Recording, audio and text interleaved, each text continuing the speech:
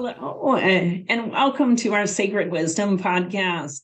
Today, we have a special guest, Kim Kindersley. Some of you may know Kim from Simon's podcast or from Kim's Love Earth Products, but there's a lot more to Kim, and today we're going to talk about his story. So welcome, Kim, and I'll hand over to Becky to introduce you.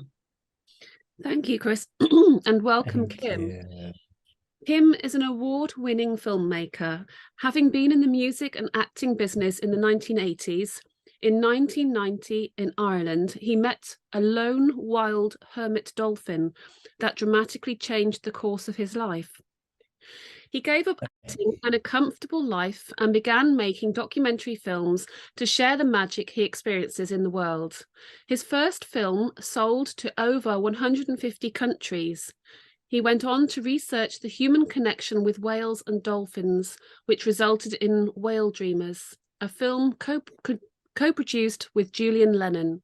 Julian then founded his charity, the White Feather Foundation, based on the offering of a sacred white swan feather, gifted to him by an Aboriginal group introduced to him by Kim. Kim joined the White Feather Foundation as Global Ambassador in 2021 and is actively involved in some of their campaigns, especially related to keeping the Indigenous stories and ceremonies alive. In over 30 years of travels, Kim has been holding space, chanting heart songs, and offering healing sessions in the circle. Diving deep into his own healing journey resulted in Kim's training as a practitioner, mentor, and then teacher-trainer with the Alchemy of Breath, where he holds sacred space around the fire at breath camps and in heart song circles. For the last 2 years, he's held the online ceremonial breath sessions with Alchemy of Breath every Tuesday, and I know that that's popular within CC members. Kim also started a hemp farm for CBD, which has resulted in the Love Earth brand products. Kim, can you tell us more about meeting the dolphin and how that encounter changed your life? Wow. Okay. Well, thanks for that. That was interesting hearing that about my life. I'm going, oh, wow. Okay. There's a few layers there. The dolphin. Okay. Yes. It really was the pivotal moment for me. And it was at a time after I had just completed 3 months of intensive Jungian analysis, because at the time I was an actor, actually living in London, and I was fairly successful. You know, I had a great agent. I was getting lots of jobs. I had a nice house and a car, and one day I was driving into Soho for an audition, and I just never forget it. I just broke down in tears, and I pulled the car over, and I was a complete mess. And what was really frightening about it was I had absolutely no idea why, but I had this deep sense of dread inside of me. Eventually I did pull myself together, and I went to the audition, and I was in such an emotional wreck. I got the part, actually. I think it was for something like Thomas's English Muffins, but I realized that something was wrong, something was up, and very kindly somebody pointed me in the direction of a great analyst. His name was David Herbert, and that's where I call really that was the beginning of my journey. And he taught me all sorts of things about birth, rebirthing, childhood trauma.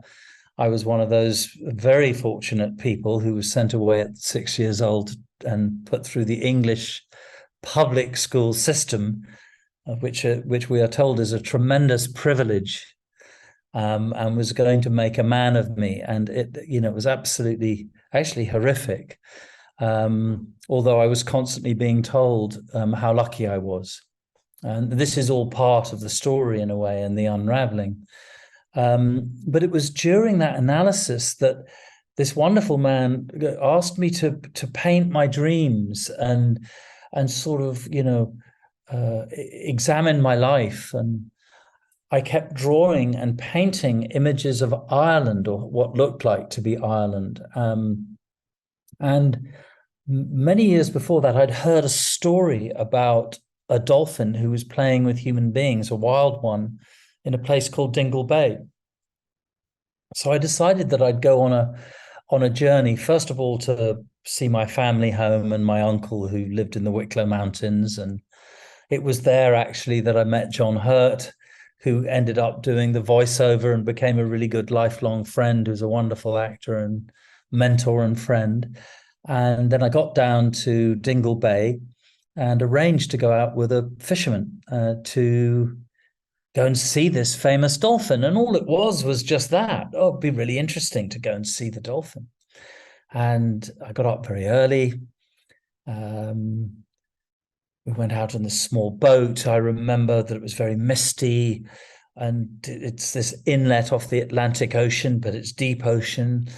I remember listening to the sound. I think there were seagulls and the sound of other birds in the distance, and the waves hitting the side of the boat. No dolphin, no dolphin. And we waited and we waited.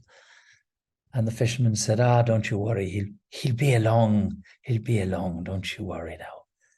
And suddenly out of the water, this huge dolphin came out of the water, 3/4 of a ton, Atlantic bottlenose dolphin. And I remember looking up, and there was this incredible being staring down at me. And he came back down very, very close to the side of the boat, went in, and then swam off, got my wetsuit, jumped into the water, absolutely no fear.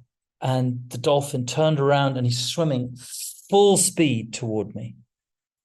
And then at the very, very last minute, turned around, and then very, very close to me, I saw this eye looking at me.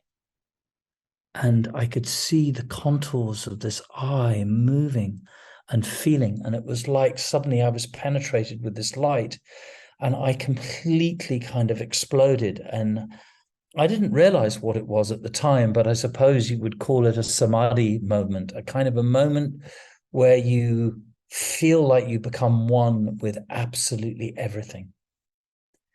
And it was joyful, extraordinary. It kind of shook everything in me up. And I was completely over the top excited. And eventually, when I did get back into the boat, my life was changed.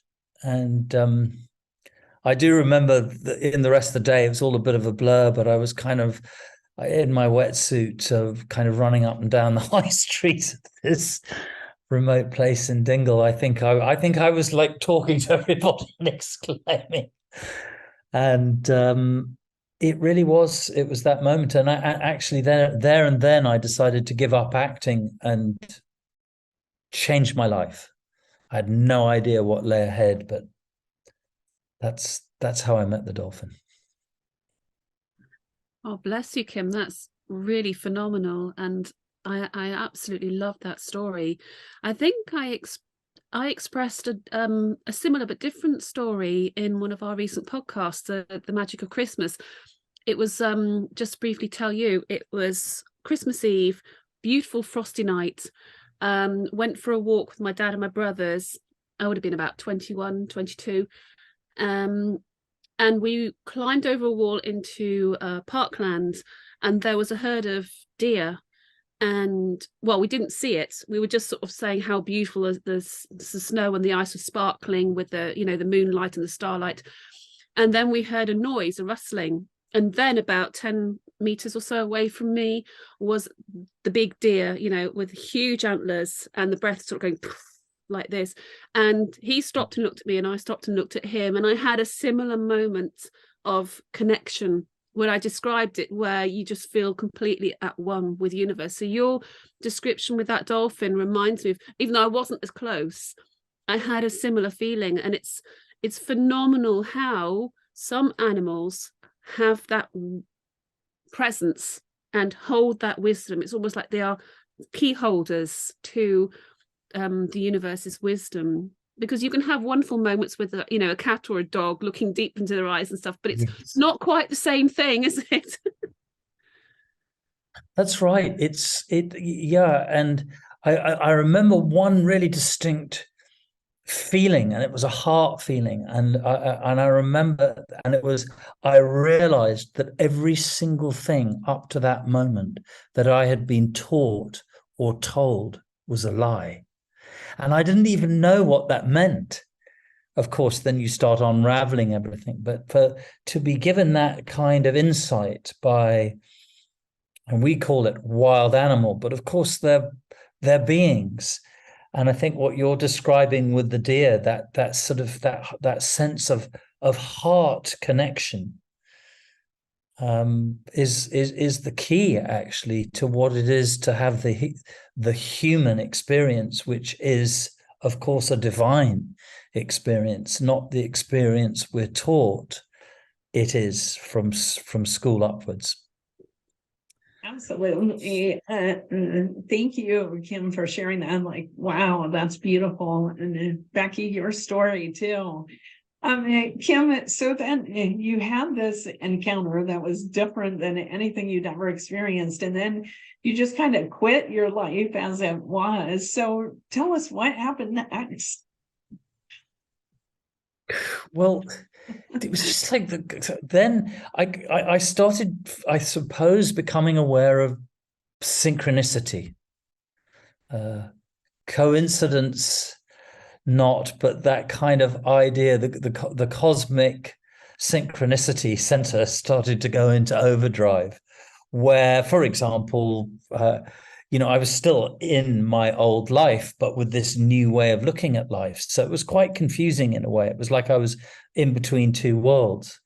And I went to a strange dinner party, and people were sort of banging on about things like interior design. And I was sitting next to this poor woman. I think I might have even been drinking a bit of whiskey because I was feeling out kind of a little bit lost at this point as to what to do with this thing. And I told her about this experience, and I said, I really think that we've got to make a film. And what I want to do is I want to try and encapsulate that experience and that feeling and try and share the magic that's on this planet with everybody. And it seemed to me, coming from the acting thing, that documentary would be a really good way of doing it. But I didn't think it went down particularly well, my chat with her, because I think she just got out of rehab. And there was I kind of drinking whiskey and sort of being a little bit crazy about it all. Anyway, a few months later, she financed a film, and we got a film crew, and we went back there. And that's, I think, when the lessons started. It was like, be present, pay attention to conversations, to how you are, be present wherever you are. And so the whole crew came down, and we got a house, and to an amazing woman that's called Tor Cotton, and I had not a clue what I was doing, but had a fantastic crew. And for the first 2 weeks, we had shots of inside bars and waves and sheep and cows and lighthouse people and what we would describe as B-roll in the industry, but nothing about the dolphin. And I'm going, hey, I'm getting in a panic here because it was the dolphin who told me to do this, and it's like, I'm going, hey, man, where are you? And then I realized again another fundamental lesson. So I went down to the water's edge, said my prayers, made an offering, and said, we seek permission now to do this collaboration. The following day, he came out of the water beside the boat 60 times. Like this, like this, like this. He even underwater recreated the shot of how I met him, turning his eye towards the camera lens. And in those days, it was film. So it was very convoluted. You had 2 minutes of shooting time to get your shot, and then you were done. And then you had to change the film, and very complex. And again, another huge lesson just in the making of that piece is that that our relationship with the universe is collaborative, not one-sided, and you have to engage in it, and it is not an intellectual thing but a heart-based thing. So that sort of precipitated the journey. And then I thought after that, well, wow, I want to go and meet every single human being that's had these encounters, and every tribe. And so I read every book. I think the first one was Dolphins, ETs, and Angels by a very eccentric, lovely brother called Timothy Wiley. And then I went to meet Jacques Mayol from Le Grand Bleu, the Big Blue, you know, the man who free dove with the dolphins. And I studied everything and followed the path of, I suppose, what you would call the cetacean path, and learned everything that I could about whales and dolphins. And I think that led me to Peter Shenstone, who had channeled an amazing version of human history called The Legend of the Golden Dolphin, the legend of Kui Ling, the spirit of brotherly love and sisterly love. And you know, my life became entirely magical on these journeys. Kim, when you were talking about you know, you started to experience synchronicities and coincidences, and you were like living in the moment and very present to it. And that, what you're describing, is a shamanic journey.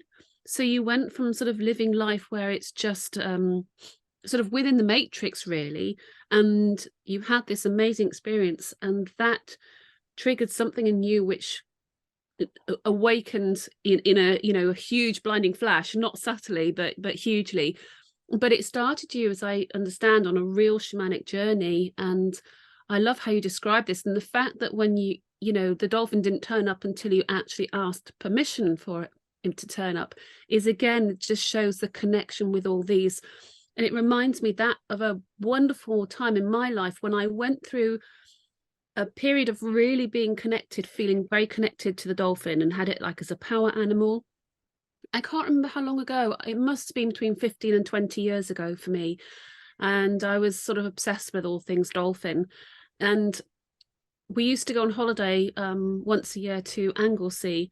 And I'd never seen a dolphin in real life before, but I was just, the whole year, in my heart was calling dolphins. And I thought, I'm never going to get a chance to see them when I live in the middle of the country and I'm not making an effort. So I really called them. I was saying, look, I'm going to be on holiday by the sea in Anglesey, which is an island off North Wales. And I said, I really would love to see some dolphins. And when I got there on holiday, and I had 3 young kids, and we were sitting on the sand dunes just looking out to sea. It was summer holidays, but it wasn't a warm day. And so we were wearing our raincoats and just sitting out looking at the sea. And then I just saw a huge pod of dolphins came into the bay and just, you know, did the whole diving out the water. A huge pod. There must have been hundreds. And I was like, the dolphins are here. And my kids were just so excited, like, yay, the dolphins. I was so excited. It never happened again, but I felt like I called them as well, and I got to see them, and that was really wonderful. So I just wanted to share that with you. When you have this connection, it's a heartfelt connection. I think you can manifest that to happen in some way, because, as you say, the universe works with you. The Mother Earth works with you. And when she feels a deep calling within, you know, a human being, I think she'll make it happen. What you're speaking to is the fundamental thing of our time, or the kind of the core moment in our evolution, where, I mean, we see this every day. You know, I was here the other day with a friend, and just by the ocean, and a group of young guys and girls came down, and there they were in a spectacular place looking out over the ocean. The water is shimmering. There are birds here and there, and sea eagles were out, but their whole experience was being seen through the lens of their mobile phones. And I just, you know, in observing it, then I observed them having a meal, same thing. It was all happening through here. And it's like this, and then there's the magic of our hearts, and literally in our DNA, the memory of who we are and the connection to the natural world. And that connection to the natural world is also the connection to the entire universe, to the star systems, to everything. And it's actually very, very simple, but we're not taught it. We're not taught that we're these divine beings. And there are many, many stories, but one that springs to mind when I went to Hawaii and met with Joan Ocean, who was very famous for, along with her friend Jean-Luc Bozzoli, who makes the most beautiful sort of cosmic art about what I would call whale and dolphin dreaming and the birthing of the new earth, which is stunningly beautiful. And I remember the first day I went swimming with her in Kealakekua Bay off Big Island, family of 200 dolphins. And I remember she clearly said to me, when you want to connect with them and communicate with them, do it through the heart, because they don't respond to the head. So in other words, if we go, I want that, or I'd like to speak to that dolphin, or you direct your brain and your thought, not interested. But the moment you just sink down into the heart and you feel love, and I remember doing this as an exercise, suddenly you've got 200 dolphins all turning at once because they're kind of interested in what you're up to. And then they'll come and play and all sorts of things and interactions happen. And like anything else, it's a kind of a practice. And I feel like it's the same when we get together as human beings, when we're all kind of intellectually there, like at the beginning of a retreat, we all have our judgments and our whatever else it may be, in our baggage and our way of seeing the world.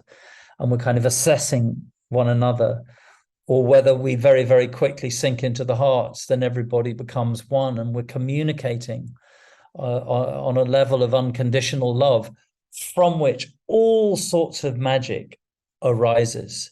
And all sorts of things might happen around the medicine wheel. And suddenly there are two eagles that have come to see what we're doing. And it's like suddenly the whole natural world comes in because we're available. We're on that wavelength. And I'm pretty sure it emanates from here, that this is our primary communication system, the heart. That's beautiful. Kim, I love that. I can't remember her name, but that she told you to talk to the dolphins from the heart, do it from the heart. And really, that's so beautiful. That feels like a whole, that's, the way to live life, right? If we went about like living from the heart, like if we all did consistently, like how beautiful the world would be and how beautiful our connection would be. And I also wanted to go back and touch on in your the story before, you said you were in your old life, but with a new way of thinking.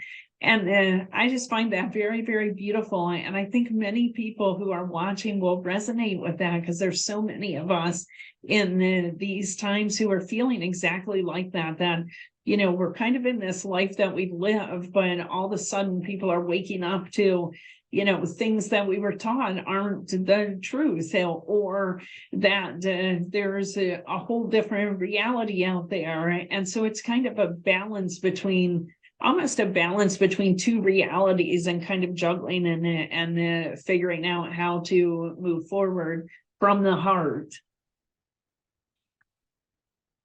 Yeah.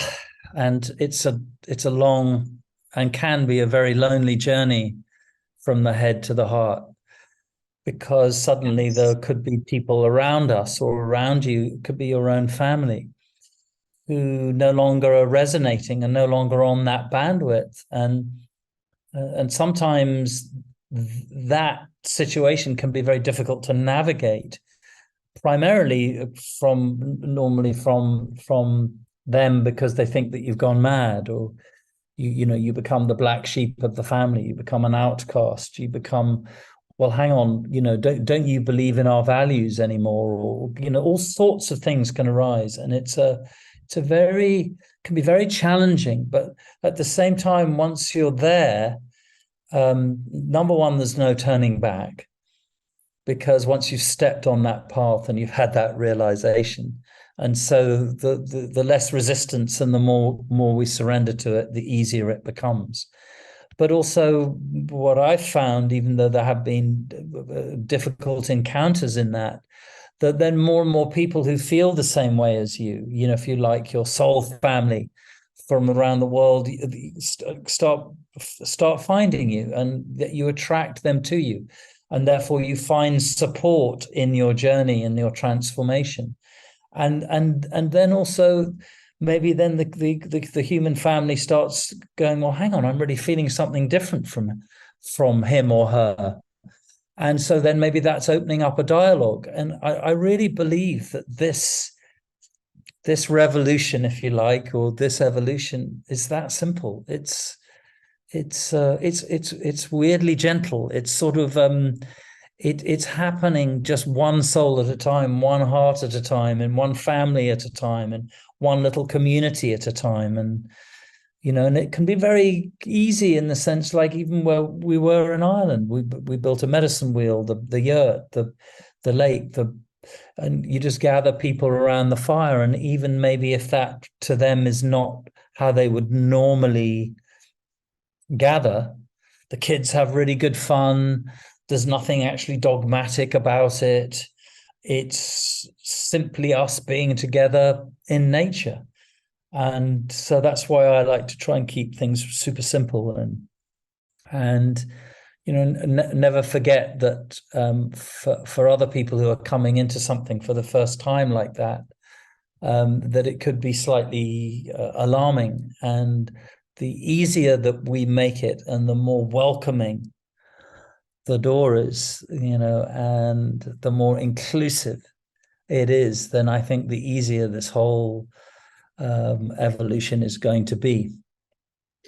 Kim, that's so beautiful. And I'm thinking, at some point, hopefully we'll reach the 100th monkey effect, when suddenly everyone will wake up. But we'll see when that happens. Twice you've mentioned the medicine wheel, and I'd like you to speak more on that. I'm noticing that because you have had, a long shamanic journey, and you've connected with different shamanic ways and sacred wisdom from around the world. For example, the medicine wheel, in my appreciation and understanding, is mostly Native American, but then you've got the real Irish Celtic roots, and then you have connections with the Aboriginal elders. Who else around the world have you been to? Have you connected with other ancient wisdoms? I'd love to know more about that. So and it should be said here that I know that can be a very contentious subject when talking about beautiful sacred indigenous cultures from around the world. So the first thing that I would say is that I would consider myself to be a student in all of these things, and I feel like I've been incredibly fortunate to have met some incredible, and I would describe them as teachers from around the world, and going right back to very early days on the dolphin and whale trail, as I'll call it. I met Credo Visamazulu Mutwa, who is a South African, was, because he's now passed. And I flew to South Africa and drove for hours out of Joburg, and I found him actually just outside Mafeking in a small little community that he'd created there, and spent 3 or 4 days sitting at his feet, simply listening to stories about all the star beings that he had met, and our connection with them, the different star soul families that are here, that are seated here, and how for him and his people that the whale and the dolphin is the messenger, and the whale and the word for whale and God were the same word. And I could have stayed there forever listening to his story and listening to the songs. But he used to read me poetry about, so he, for example, he said to me, I never forget this, because obviously to do a proper full training with him would take years and years. But he would read out something like, the most important thing for you is to go down to the ocean and you dream your dreams through the dream of a dolphin, because we are the dream of the dolphin and the dolphin is the dream of us. And, there would be this incredibly poetic way of viewing the world. But the common theme was, again, always having a reverence for nature and doing ceremony, and ceremony as simple as paying respects to the beings of the ocean, or to the taking notice of the eagles and the hawks, or the owls, or a snake, or whatever it might be, and tuning in deeply inside to what that experience or what that encounter feels for you. Because essentially, in the end, all of that wisdom is inside of every single human being. And then there are people who go deeply into these practices for years and years and years. And I would say it would be the same for coming across all the years that I spent going down to the Aborigines and the Mirning people and meeting the Warramiri. Again, I met them because I was sitting in a kitchen in Ireland with a beautiful, I would describe him as a druid, and he had been visited in a lucid dream by one of the people of the whale. And he met this man on the tour of Glastonbury. And that's where he had the conversation that led to the conversation with me, that led to my invitation down there. And eventually they ended up coming down to be with the people of the whale. And so, my life became so magical. But again, it's like, some of the most amazing teachers I met around a kitchen table in Ireland at 5 o'clock in the morning. Another person that really stands out for me is Arvel Lookinghorse, who's the, I believe, 18th or 19th keeper of the white buffalo calf, a white buffalo woman's peace pipe. And he was doing World Prayer and Peace Day marches and walks. And again, we hosted him in Ireland. We did sweat lodges with him and dances. And again, just the depth of feeling when he would sing a song, or when he would use his rattle and say the prayers to the 7 directions, and actually speak about the wisdom of the medicine wheel. These were, and I could go on, but these were all profound teachings. And when I lived in California, every Monday I was there without fail. I went to the Sweat Lodge, which was being run by an elder called Wolf, actually, at the time. And again, I learned so much about how to keep fire, how important it was to pay respects to the 4 directions, the 7 directions, the 4 elements, and to sit beside the fire in contemplation, and then to take that intention into the lodge, and the use of sage and cedar and sweetgrass. And so it's been layer upon layer of this has come to me over the years. And I think one of the most profound moments, after we were in a cave in southern Australia and we were singing to the whales and doing whale ceremony, and actually went to call the whales, we did that from around a medicine wheel.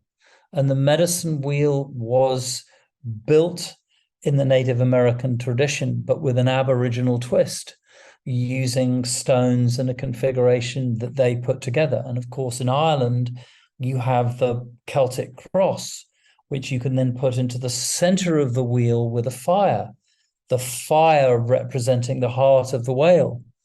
And that tradition is Celtic and Druidic. So I hope that what we do is try and represent it all in the most authentic way possible, and then allow these tools to then be used by people in a way that really helps the transmission of what they represent. And for me, the circle is it. It's the, you get a group of people either standing or sitting in circle or around a circle. There is no one above you. There is no one below you. There's no one in front of you. There's no one behind you. There's just someone to the left and to the right and over there. So the fundamental thing about the circle is that we're all the same. We're all equal as we sit on the ground together. And even with a great elder once, I remember in the yurt, doing a pipe ceremony, and it was very full and there was a perfect circle, and I could squeeze only behind him. And he went, can't start. You have to make room. And he wouldn't start till I was sitting beside him. And of course, there are many more layers, but the medicine wheel is such a powerful symbol. And also it can, we do certain things underneath where we put the fire, we make spiral, we do sacred geometry, and we put a crystal grid to, if you like, activate and enhance and magnify the prayers that we put into the fire. Wow. Well, I'm going to jump in, Chris, before you. Kim, there's so many things there, and it's interesting because Chris and I have been discussing with a few Connecting Consciousness members about the structure, perhaps, of organizations, and moving from 3D to 5D, because a lot of people are concentrating on developing spirituality and finding new ways of being and new ways of doing. And we're talking about the relevance of a circle formation in terms of, instead of like a hierarchy. So that's something that I find is very synchronous, if that's the right word. But the other thing I really wanted to ask, can you remember any of the stories that Credo Mutwa was talking about with the star beings? Because I know that he has a really in-depth understanding of other beings that are here on Earth, that we might call aliens or extraterrestrials. So I just wondered whether he imparted any of that knowledge, or he did it in terms of souls and star families. It's a huge subject, and I remember, he introduced me to at least 6 or 7 different lineages, if you like. And I do remember asking him, about whether there was benevolence there or whether there was other things. And he said, well, look, it's not all benevolent, in the sense that just like the energies on the earth at the moment, it's quite evident that there are very, very powerful energies for good, and there's also seemingly powerful energies for not so good. But he did focus a lot on particularly the encounters that were about remembering. And one particular group that visited him regularly, to explain, for example, the connection to the pyramids, and the very, very large stone structures and what they actually mean. And funnily enough, there are people who are much more versed in this than now. People like, I think his name is Freddie Silver, is one such person I'm thinking about, who studies those sites. And when I listen to what they're saying, and there's a young Italian guy who seems to have taken this up. And for me, what I'm hearing is an extension of what he was saying. And so it seems to me that these revelations are coming. what he would do before his talk, sometimes he would actually put on these necklaces, huge copper necklaces. I might be able to send you a picture of them. And from them would hang symbols from these different cultures and languages.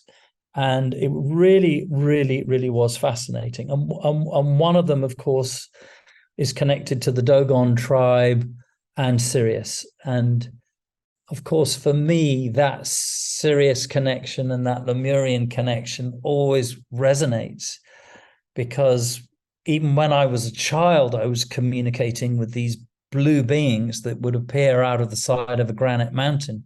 And in fact, before I was 6 years old, I was walking into the mountain. When I got to 30, when I went back to this particular place, I could no longer access the gate because I think I had become so dense. And that's something else that he talked about from his interactions with these beings, was that that's what happens to us, is that between around the ages of 5 and 6, our, if you like, abilities to be connected to our star families, I guess kids would call it the fairy tales, or when a young child is talking about somebody or something he encountered in the woods, or like I did out in the Wicklow Mountains, we're just told to shut up, and that was a dream, and you were just imagining it. But we weren't imagining it. We had through line to our families that way, our families in the stars. And I think part of the unraveling of this time is the remembering. And I remember Credo saying that this would happen to people more and more. And at the same time, he did say, look, that sometimes these entities or energies are not always here for good, but it's very simple to discern it, because if you're in the heart, you can sense that, and actually you can protect yourself very easily by staying centered, by staying present, and actually invocating the heart and invocating love. They're gone. That's it. They can't exist in that frequency. This is the good news. And he used to talk about that a lot. Thank you. I could tell you another story about when we... Yeah, go ahead. Sorry. Well, there are these huge buildings, places like the British Museum, and there are miles and miles of what he would call artifacts.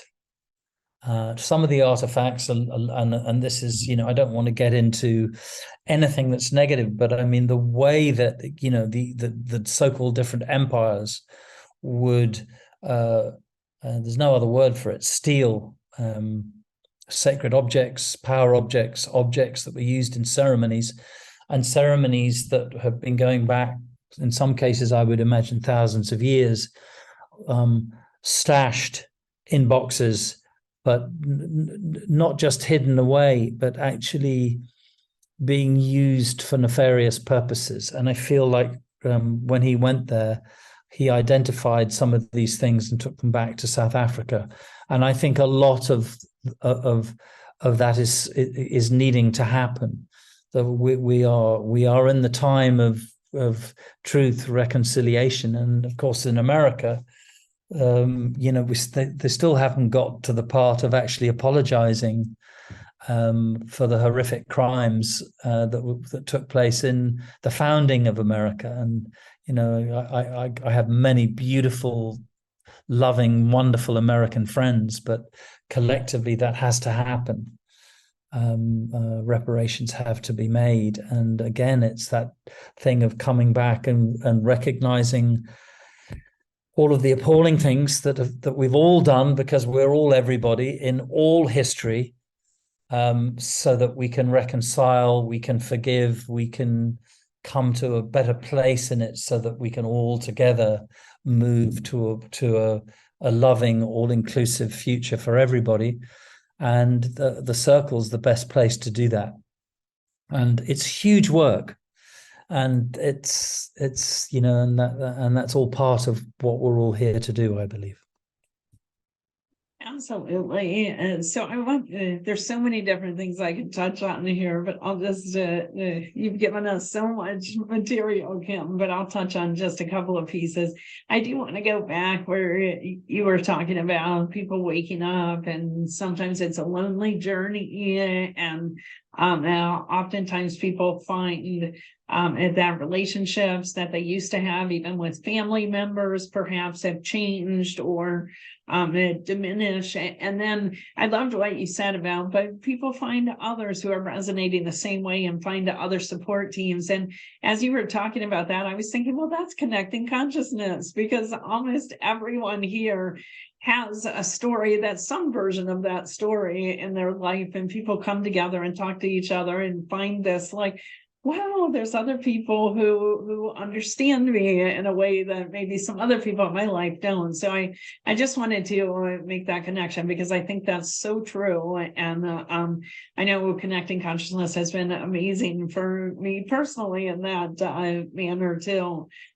The other thing I wanted to circle back to circles, I have a circle story that's a little different, but it's still all of this. You know, Becky has mentioned we've been talking about circles in different ways, and I was studying to become a meditation instructor.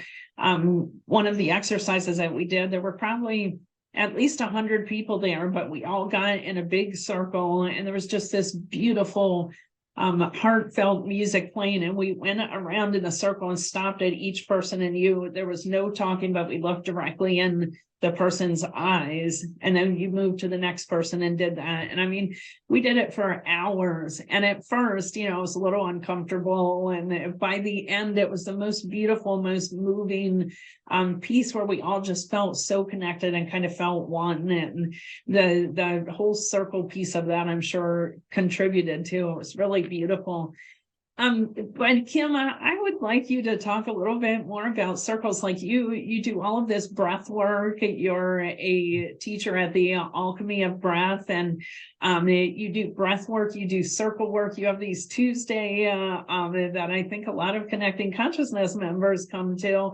Can you tell us a little bit about that work, why you do it, what it's like? Yeah, I'd love to. So what you just talked about, by the way, there is a version of something that I do on our retreats that I learned through alchemy. It's called the mandala breath. And I've done it with all the CC members who've come to the farm twice now, both years. And we've had 44 people in the yurt each time in these circles where the inner circle is looking at the outer circle. And you spend 7 minutes looking into the other's eyes. No talking, just looking, and you're not allowed to talk in between rounds. Then the music changes, and you look into the person's eyes and you say, thank you, I love you, and now it's time for me to let you go. And then you go to the next person, and the process takes about an hour and a half, and it's one of the simplest and most profound. And you're doing conscious breathing as you're doing it. So you're not sort of like this. You're constantly breathing. Some people laugh, some people cry. But what you notice when you look into someone's eyes, and imagine if the whole of humanity realized this. Imagine this. Imagine if politicians did this.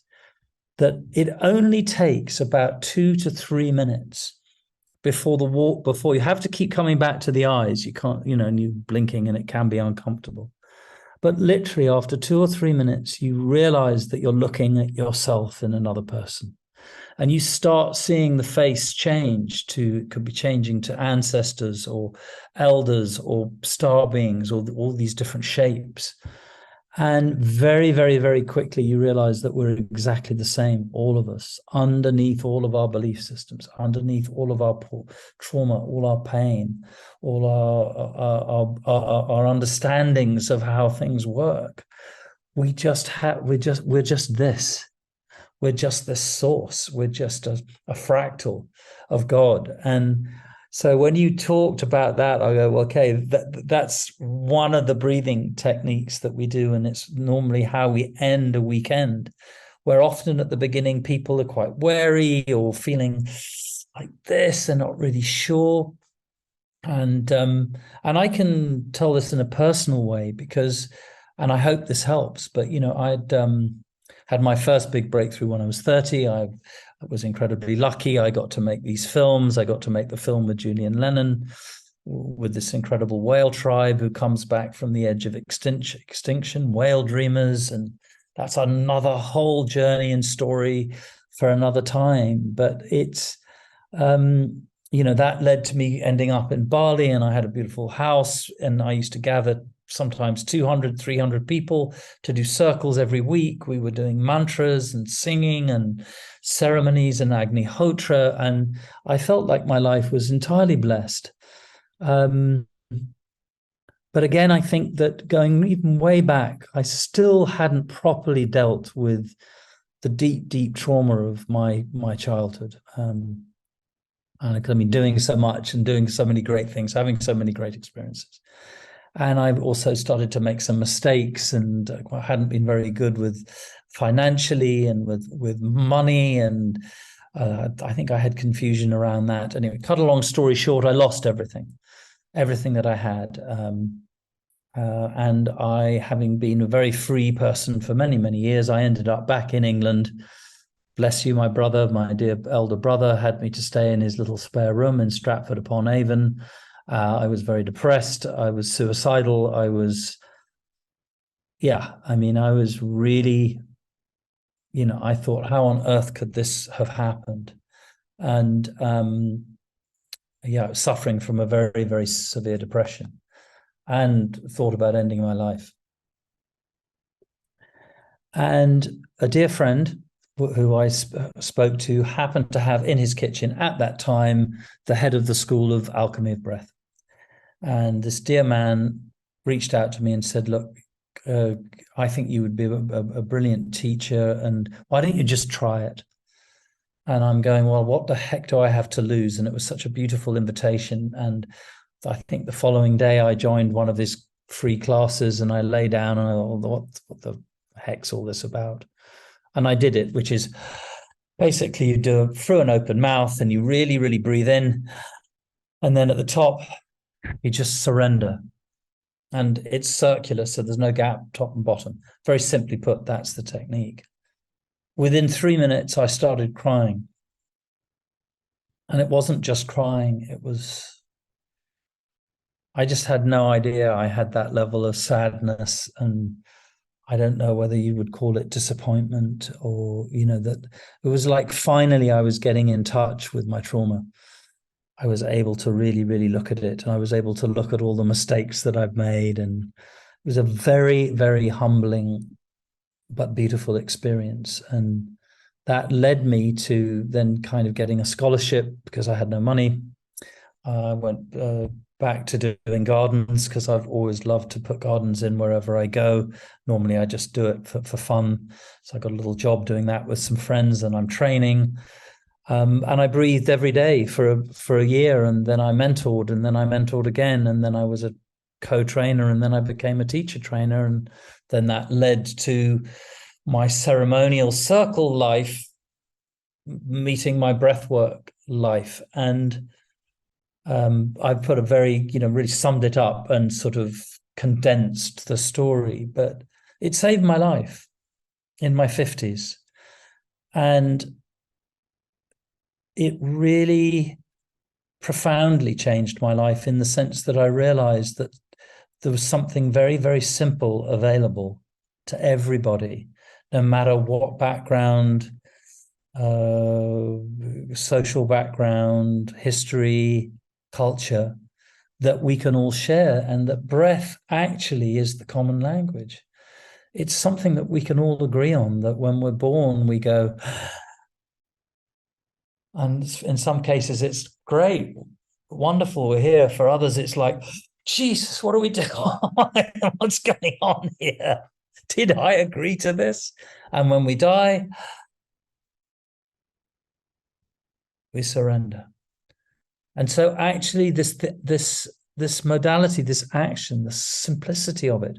Yes, pranayama, there are many, many different breathing techniques that are really good for balancing the sympathetic and the parasympathetic, and there's the Wim Hof method and the Soma method. There's all sorts of wonderful things to explore on another time, but at its central core, it's an incredibly useful tool for us to get in touch with our feelings, to get in touch with uncomfortable feelings, to help us through difficult times, to remind us of our common humanity, and to help us heal and release stuck emotions. And listen, I'm only just really beginning to scratch the surface with it. It's a deep and profound subject, but that's what why I do it, why I love it so much. And that's when we started doing the Tuesday thing, because it was like, well, the COVIDiocy thing came along and everyone was locked up. And I thought, well, let's try it online. But I was not a fan of the idea. I thought it's never going to work. But what an amazing group of people that gather every Tuesday in ceremony, and we just dive in there together. I'm just part of the circle. Yeah, I mean, I'm guiding a little bit, but really what we're doing is we're co-creating. And amazing CC members come from all over the world, and then they'll share, and we try to not talk so much about the latest information and the new we want to talk about our feelings. And for some people, they can be very difficult, but a common theme is, before I came here or before I joined CC, I felt very alone. And now I don't feel so alone. And when people don't feel so alone and feel supported, then they can go deeper into their own personal self-healing journey. And that's what it is that we do when we're breath workers or teachers in any way, is that we're only here to assist people in their own self-healing, because the only person that can heal you is you. And so that's what I love about breathwork, and that's how I got into it. Yeah, Kim, that's so beautiful. And I'm mindful that we've done an hour now, and it's a good, I feel that we've come full circle, and I know you have more stories, because we've spoken before and you've got some absolute corpus of stories. So please come back again. There's so much more to learn from you. There's so much more to hear and to discuss. But you've gifted us with a film, a short sort of 4.5, 5-minute film, which we'd like to share at the end of this podcast.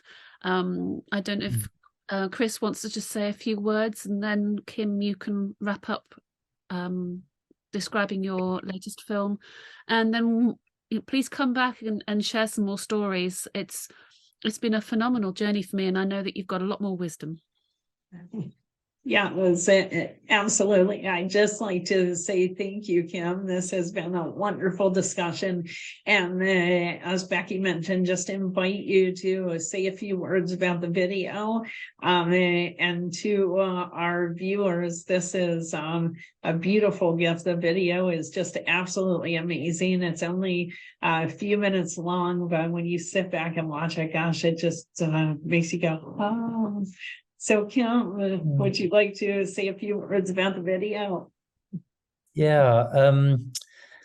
So, look, next time we could dive deeper into the whale dreaming, because we definitely only scratched the surface. And the reason I'm just saying that is a precursor to the little thing we're about to look at, is that I feel like the story of the whale dreamers, and there's quite a few shots in this little piece from the film The Whale Dreamers that I made with Lennon, is that there's a remarkable story in that. And in that, it is literally the true story of a tribe that were told they were extinct, in other words, no longer existed. And so the question that we say in the film is, how do you come back from the edge of extinction? And of course, the answer is from the heart and through the songs and through the circle. And a year ago, I started doing some work with an amazing artist called Anthea, and she really, truly, I feel, was sort of channeling that way of painting what I would describe as kind of cosmic frequencies, for want of a better word. And so that became very interesting. And then what we did was that we combined footage from the Whale Dreamer film that was made all those years ago, I believe about 15 years ago, as a kind of a guide and an inspiration of how do we come back from this right here, right now. And so I wanted to create something very simple, very beautiful, that's kind of like an invitation for everybody to remember who they are, and remembering who they are beyond race, culture, creed, belief, that we all come from the same source.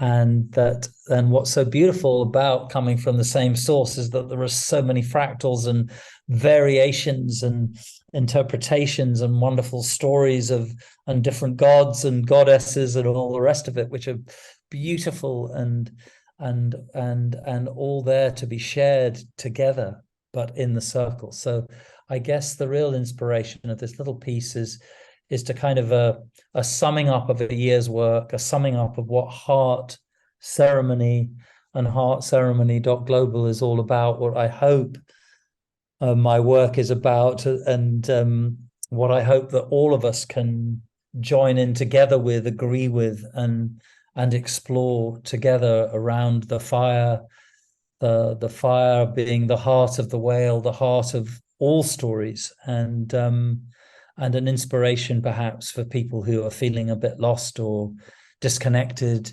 or lonely, to remember that you can come to the circle. And it doesn't matter whether it's our one on Tuesdays or whether it's the CC meetings and being with you wonderful people and Simon or another group or whatever it may be, that we remember who we are and celebrate the most important thing in the universe, which is love. Thank you, Kim. That's beautiful. Thank you for being with us today. Thank you for everyone who's watching, and please enjoy this video.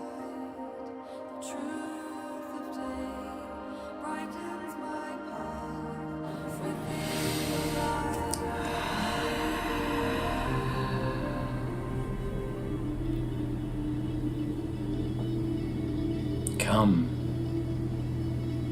sit together again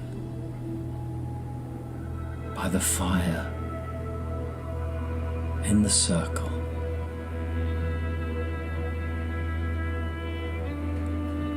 Since the time of our ancestors, like ancient banyans,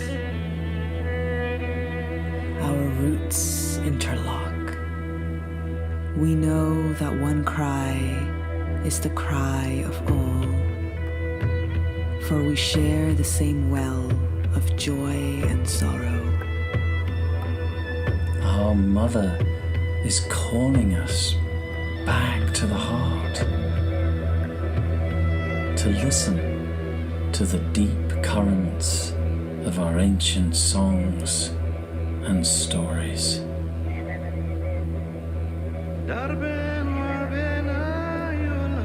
To sit on her green belly, listen to the ways she wishes to paint through us. Our brushstrokes and colors allow our dream to be felt in form. This is the offering. For we are the dream of the earth, and she is calling us back through the songlines of both land and seas. We remember what has always been our nature, to come together and rise as one. People of the earth, children, elders, ancestors, all. It is time. So, come, sit together again by the fire.